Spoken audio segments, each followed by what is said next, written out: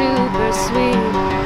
So I ask you where you stay at, what are your cross streets?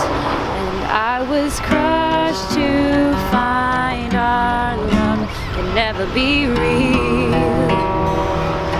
'Cause I live in Logan Square and you live in Andersonville. These are Chuck Taylor Hidden Wedge Converse high tops.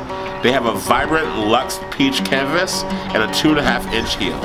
These shoes will elevate you and keep you on your toes. Just like today's guest, Becca Brown. Becca is an actress, comedian, and former bass player in her grade school band. She is pretty dope. I live in Logan Square and you live in fucking Anderson.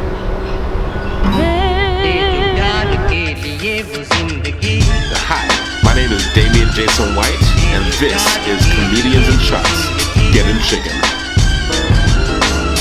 So, I hate, be careful walking.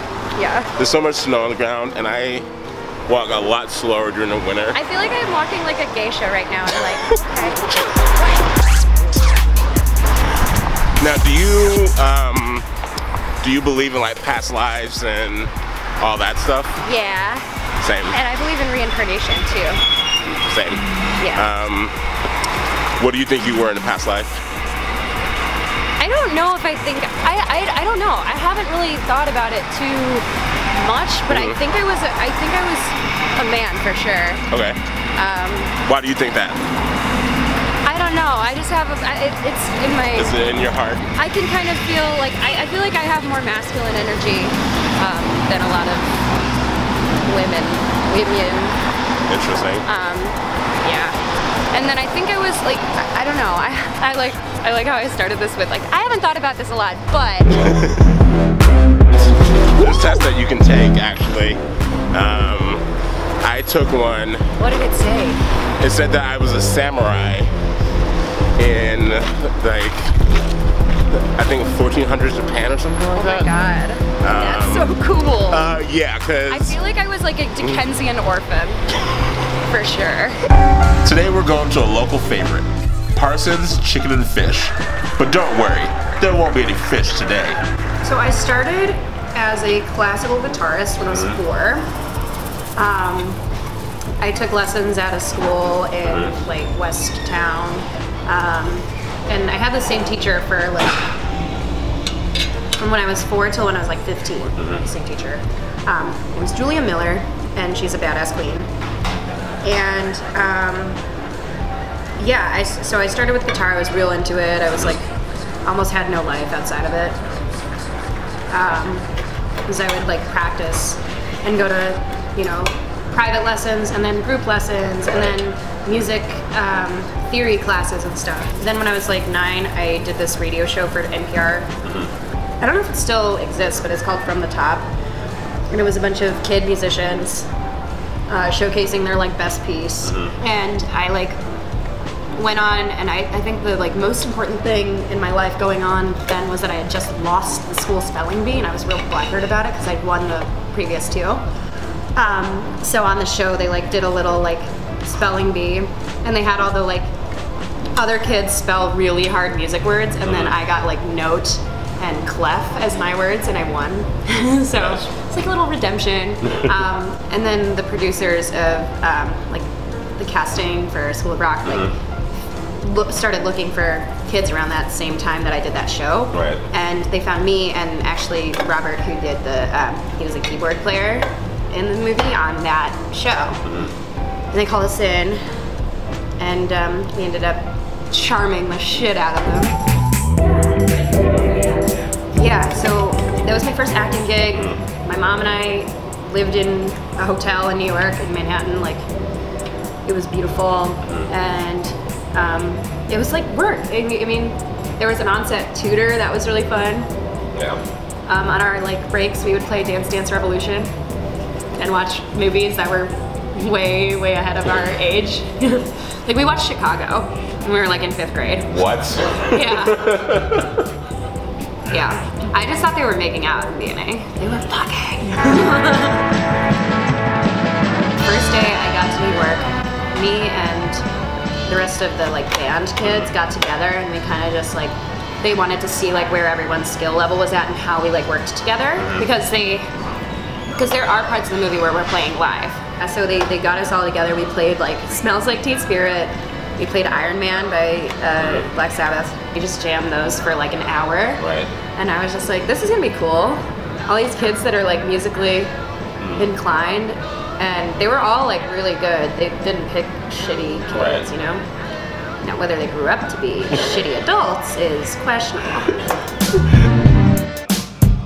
And then I came back, had to go back to school. It was a nightmare. Kids were like either like very fake nice or just even meaner than they were before. And I think it was like for like jealousy reasons and also just like not understanding. I don't know. We do like whispers of Negroni slushies. Yeah, for sure. Like little baby ones. Like nano cartoons? Yes. But still, That's true. I learned a valuable lesson. Right. Don't date a fucking crazy drug dealer with a scar on their face. Unless it's James Franco from Pineapple Express. That is true. I would absolutely climb James Franco like a tree. And Seth Rogen. The whole cast of Freaks and Geeks, essentially, like I would. I think I would marry James Franco.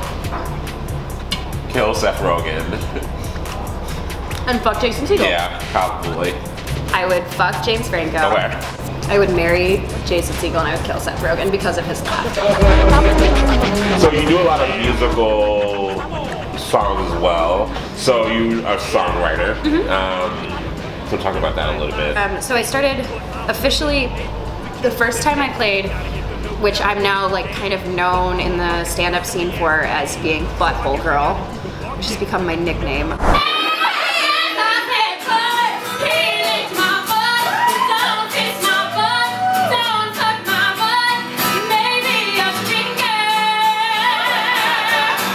Yeah, heard that. Butthole Girl. I wrote the song, which it's called Butthole. I wrote that. There was a night where I was doing Shithole and I didn't want to do covers. I was just like, oh my god. And they're full size. Yeah, I accidentally made it full size. I totally forgot what you said and I walked away. Thank you. Cheers. Yes. Cheers. I did Butthole song for the first time at Shithole. This is like about a year ago. And I was just like, why don't I start doing like sets of my music rather than like, you know, just doing like one song here and there,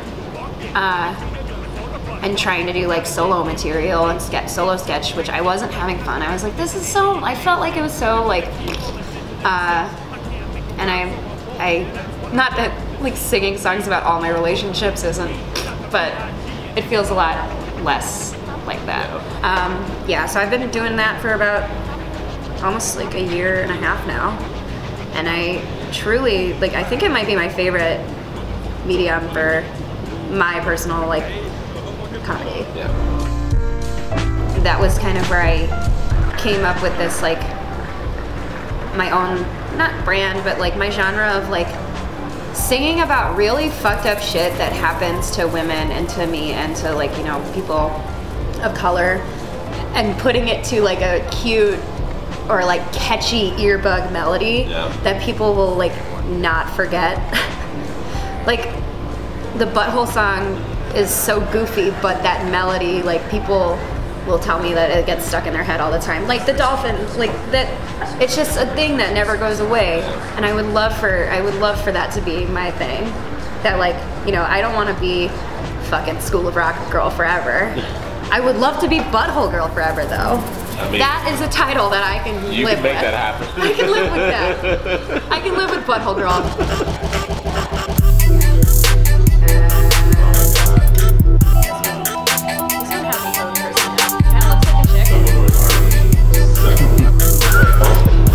Thank you for coming out to eating delicious Parsons with me. Oh, so good. Chatting.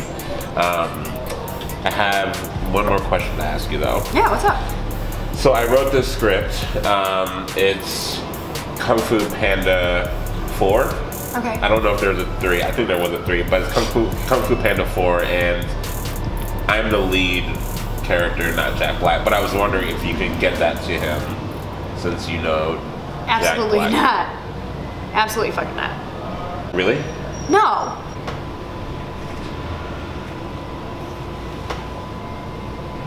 I'm gonna need the shoes on your feet. I'm gonna need those. Are you serious? I'm gonna need those shoes back. I sweated in them. We gotta return them.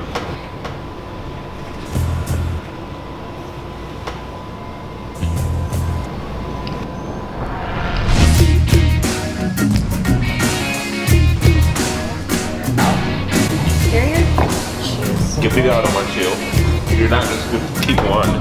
They're not even your size. Hey, this is money, alright? And we're gonna have our more guests. I understand. Completely.